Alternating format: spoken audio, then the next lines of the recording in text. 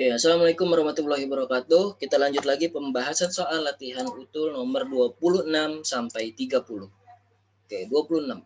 Kultur jaringan adalah salah satu cara perbanyakan tanaman yang mulai sering digunakan di zaman modern. Kultur jaringan dilakukan secara vegetatif. Ini dilakukan dengan mengisolasi bagian tanaman tersebut. Bagian tanaman yang diisolasi antara lain jaringan akar, batang, daun, dan mata tunas. Setelah diisolasi, bagian tanaman tersebut harus ditumbuhkan pada media buatan. Teknologi ini diminati oleh petani disebabkan karena A. Memperoleh bibit dalam jumlah yang banyak dalam waktu yang relatif singkat. B. Mendapat bibit yang hasil rekayasa dengan menghilangkan induk dengan sifat unggul. C. Menggunakan botol kultur yang steril dengan medium dan kondisi tertentu. D. Zigot mampu memperbanyak diri dan berdiferensiasi menjadi tanaman yang lengkap. E. Tidak perlu tempat yang luas karena hanya menggunakan botol-botol kaca. Oke. Teknologi ini diminati oleh petani gitu ya. Disebabkan karena apa sih yang diinginkan petani di dalam hasil panennya gitu ya. Yang pertama adalah hasil panennya itu melimpah gitu ya. Hasil panennya itu banyak gitu ya. Itu lalu kualitasnya juga bagus seperti itu. Nah, kelebihan dari kultur jaringan ini adalah pertama tidak perlu tempat yang luas gitu ya. Tidak perlu tempat yang luas. Tapi juga bisa memperoleh bibitnya walaupun tempatnya agak luas, bisa memperoleh bibit dalam jumlah yang banyak dan waktunya singkat. Oke, maka jawaban yang tepat adalah yang A gitu ya. Memperoleh bibit dalam jumlah yang banyak dalam waktu yang relatif singkat.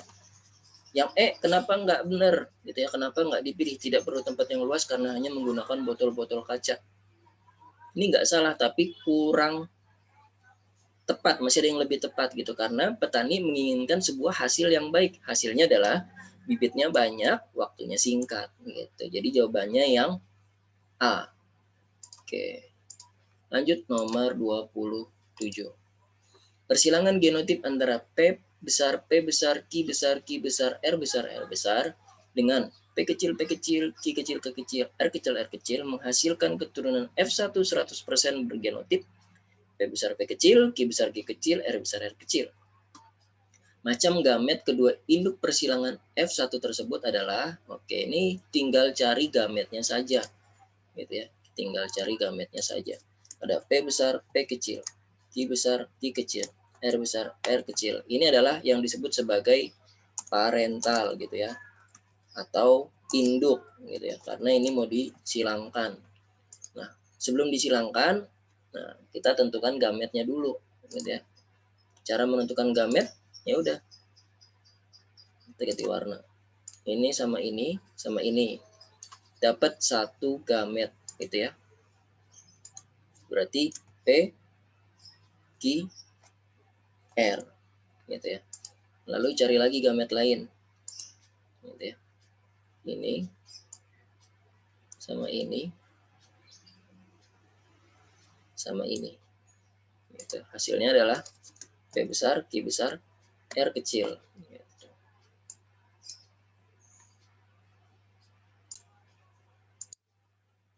Oke, lanjut lagi. Gamet yang kedua, ini sama ini sama ini gitu ya. Sehingga didapatkan P kecil, Q besar, R besar. Itu, dan satu lagi ini sama ini sama ini, sehingga didapatkan P kecil, Q kecil, R kecil. Jadi ada 4 gamet gitu ya.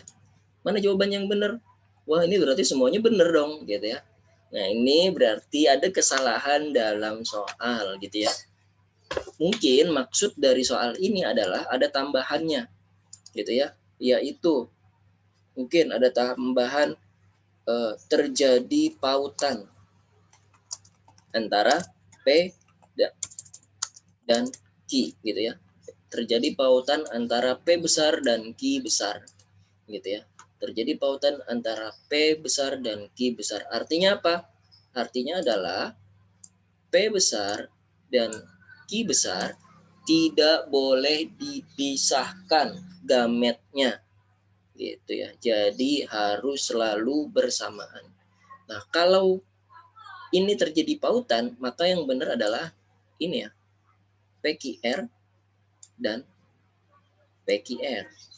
Gitu. Jawabannya yang ini yang benar nih. P besar, Q besar, R besar, dan P besar, Q besar, R kecil. Gitu. Atau kalau yang terjadi pautan itu, terjadi pautan antara P kecil dan Q kecil. Gitu. Terjadi pautan antara P kecil dan Q kecil. Nah, maka jawabannya yang tepat adalah yang ini. Gitu ya. P kecil, Q kecil, R kecil. Gitu ya. Kemudian P besar, Q besar, R besar, P besar, Q besar, R kecil. Ini betul, ada 3 jawabannya, gitu ya. 1, 2, 3, gitu. Tapi kalau soalnya misalkan terjadi pautan antar P dan Q, gitu ya. Dan, gitu ya. Terjadi pautan antara P kecil dan Q kecil, gitu. Maka jawabannya adalah PQR, gitu. P besar, Q besar, R besar, dan P kecil, Q kecil, R kecil. Gitu. Ini jawabannya yang B. Gitu. Kalau soalnya gitu ya, ditambahin nih. Terjadi pautan antar P besar dan Q besar, dan terjadi pautan antara P kecil dan Q kecil gitu. Jadi ini ada kesalahan dalam penulisan soal gitu ya, sehingga tidak ditemukan jawaban yang tepat. Tapi kalau ini dituliskan gitu ya, maka ditemukan jawaban yang tepat, yaitu yang B. Seperti itu. Itu nomor 27.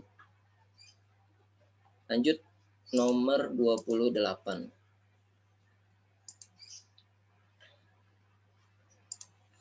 Oke, penyilangan salah satu tanaman dari familia Leguminosae dengan diagram persilangan sebagai berikut.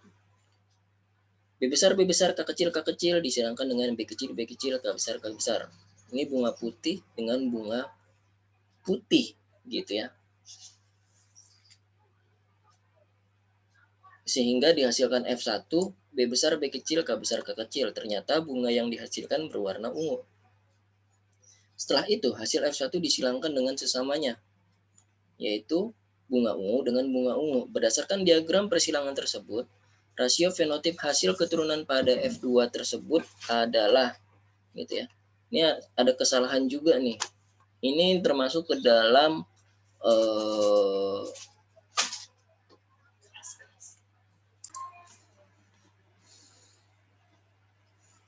oke, kita coba hitung ya, gitu ya. Ini kenapa warna ungu? Berarti di sini karena ada pertemuan antara B besar dan K besar, makanya ini warnanya ungu. Oke, ketika ini disilangkan, gitu ya, maka hasil keturunannya adalah ada berapa yang B besar K besar, gitu ya. Nah, ada berapa yang B besar K besar? Oke, pada persilangan hukum Mendel, gitu ya, pada persilangan hukum Mendel itu perbandingannya adalah 9 banding 3 banding 3 banding 1 gitu. Nah, 9 banding 3 banding 3 banding 1. Ini untuk apa nih bedanya nih? Yang 9 ini adalah sifat-sifat yang dominan, gitu ya. Kemudian yang 3 ini adalah sifat baru, gitu ya, sifat baru. Sedangkan yang 1 ini adalah yang resesif. Resesif.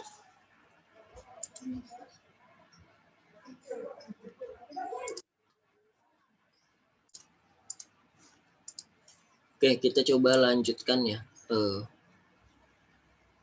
Ini kita cari gametnya dulu dah. Kita coba hitung satu persatu. Bener nggak sih ini?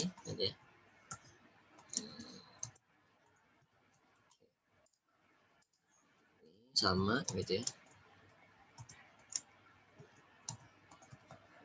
Oke. Ini tinggal kita silangin ya. Ini dengan ini dengan ini dengan ini dengan ini. Oke, hasil yang 4 pertama yaitu B besar, K besar, K besar. B besar, B besar, K besar, K kecil. B besar, B kecil, K besar, K besar, B besar, B kecil, K besar, K kecil. Nah, ini semuanya ada B besar dan ada K besar, gitu ya. Berarti ini semuanya warnanya ungu, gitu ya. Ada 4 ungu, gitu. Lanjut, ya, yang ini 1, 2, 3, 4. Oke, gimana hasil persilangannya?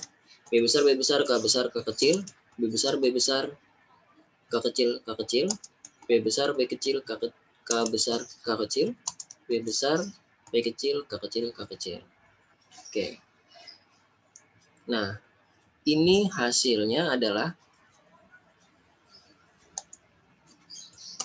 yang B besar, K besar ada 2, gitu ya. Sisanya B besar, K kecil, gitu ya. Berarti ada 2 ungu dan 2 putih. 2 ungu dan 2 putih. Nah, kalau ini tadi ungunya ada 4, gitu ya. Lanjut persilangan ke 3. 1, 2, 3, 4. Oke, bagaimana hasilnya? Yaitu B besar, B kecil, K besar, K besar, B besar, B kecil, K besar, K kecil, B kecil, B kecil, K besar, K besar, lalu B kecil, B kecil, K besar, K kecil.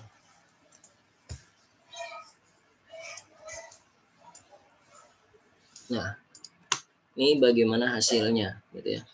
B besar, K besar ungu, B besar, K besar ungu, berarti ada 2 ungu dan 2 putih, gitu ya.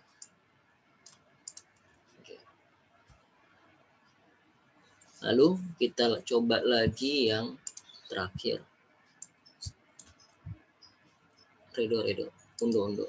Oke, kita ganti warna. Hijau. 1, 2, 3, 4.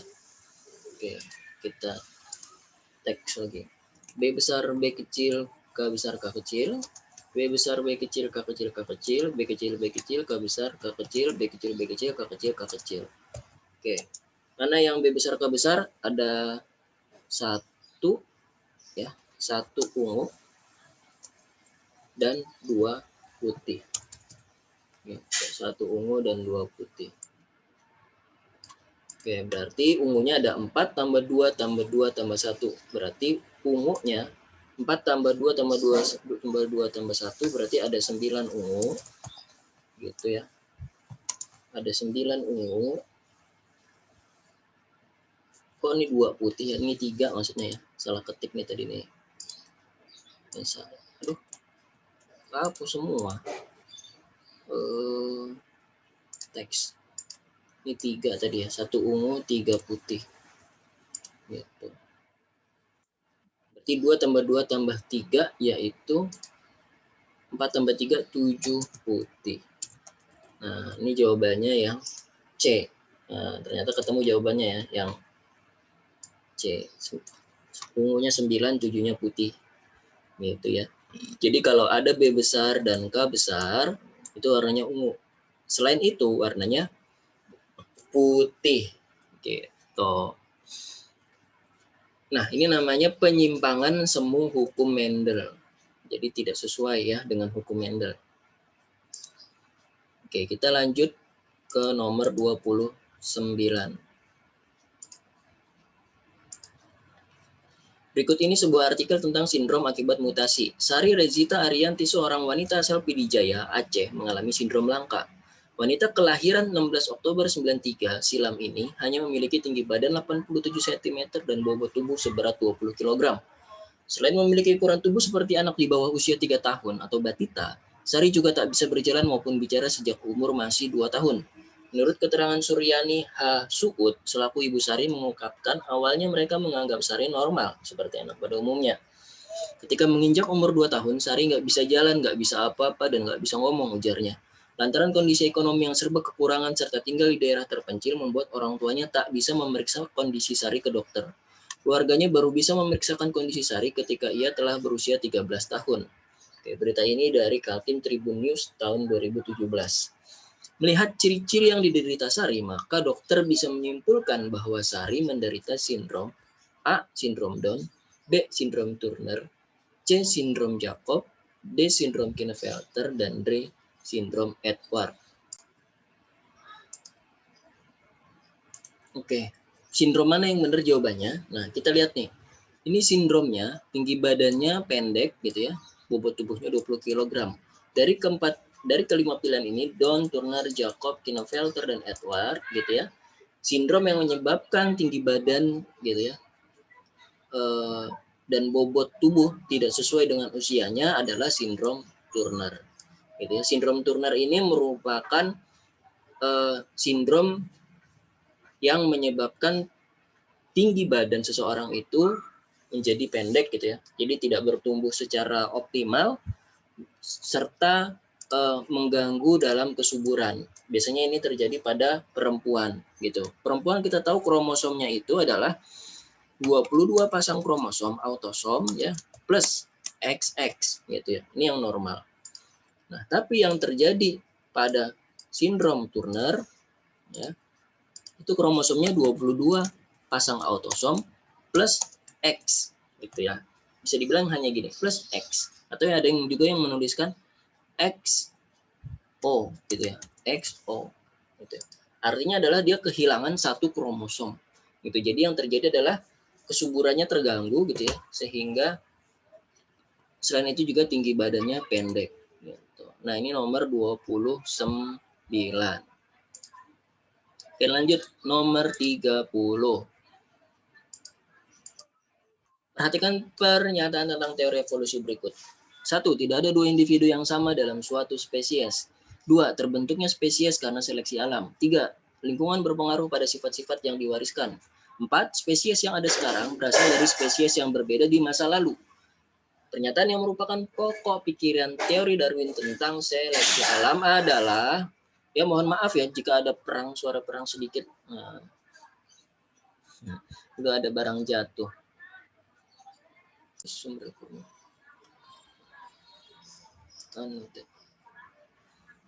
Oke, jawaban yang benar adalah, yang pasti ini benar ya, terbentuknya spesies karena seleksi alam. Nah, ini memang pernyataan dari Darwin. Oke, berarti pilihannya kalau enggak A, ya, yaitu D. Oke, yang 3, lingkungan berpengaruh pada sifat-sifat yang diwariskan. Oke, ini bukan teorinya Darwin, tetapi ini merupakan teorinya Lamarck, gitu ya. Lamarck, gitu. Oke. Pernah dengar tentang teori jerapah gitu ya? Ada perbandingan teori jerapah yaitu Darwin versus Lamarck gitu ya. Versus Lamarck. Gitu. Ada Darwin versus Lamarck. Darwin berpendapat bahwa jerapah itu dulunya gitu ya. Ada yang pendek, ada yang tinggi lehernya. Namun karena tempat makanannya itu tinggi gitu ya. Jerapah yang berleher pendek tidak mampu memenuhi kebutuhan makanannya, akhirnya kelaparan, mati gitu, punah, sehingga tinggal tersisa jerapah yang tinggi. Sedangkan Lamarck gitu ya, dulu berkata bahwa jerapah itu lehernya pendek gitu, namun karena makanannya tinggi, dia mencoba meraih makanan dengan sekuat-kuatnya sehingga menjulurkan lehernya semakin tinggi dan sifat itu diwariskan ke keturunannya. Makanya menurut Lamarck, lingkungan berpengaruh pada sifat-sifat yang diwariskan. Itu menurut Lamarck. Berarti yang D itu salah. Gitu. Jawaban yang tepat berarti yang A, gitu ya. Tidak ada dua individu yang sama dalam satu spesies dan terbentuknya spesies karena seleksi alam. Oke, itu pembahasan nomor 26 sampai 30. Pembahasan nomor 31 sampai 35 akan dibahas di video selanjutnya. Jangan ketinggalan. Assalamualaikum warahmatullahi wabarakatuh.